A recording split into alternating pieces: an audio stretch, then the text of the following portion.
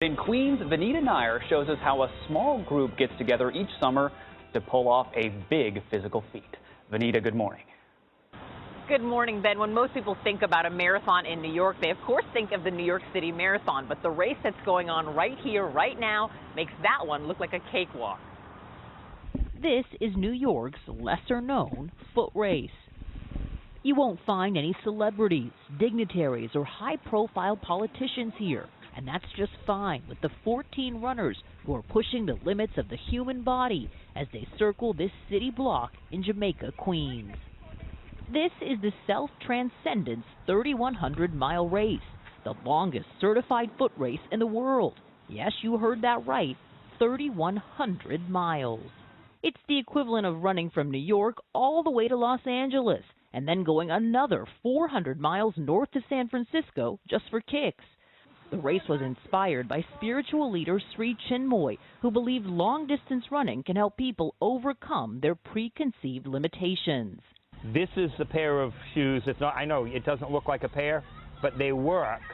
Ray Krolowitz has been running long-distance races all his life, but the 59-year-old school teacher from South Carolina says this has been the toughest.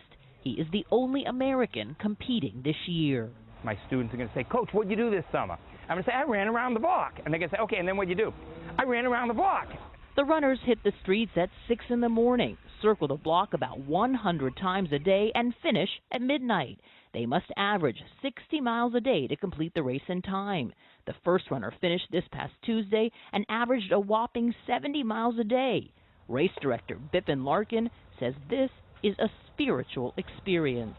Whether it be taking your first step as a child or running 3,000 miles like this, there's a huge sense of satisfaction, and that's ultimately what we feel is a big part of life. Krolowitz knows he won't make the 3,100-mile mark. In this race, he'll only run around 2,000.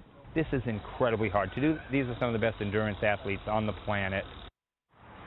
Late last night, a Ukrainian man crossed the metaphorical finish line, the second person in the race to complete it. Regardless of how many people pass the finish line, it will wrap up on Tuesday. But Nora, we all know that you are a runner, so maybe this is the race for you. All right, I may take it on, Vanita. We could all go do it. The distance. So they say New York to L.A. to San Francisco. I'm going to fly today from New York to L.A. That takes 6 hours on a plane going 500 miles an hour. Are you That's a runner, crazy. Ben? Are you a runner? I'm a runner. I've done a couple marathons.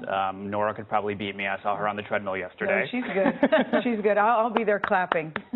I'll give you the coconut water when you cross the line. That's what I'll do. Wait there.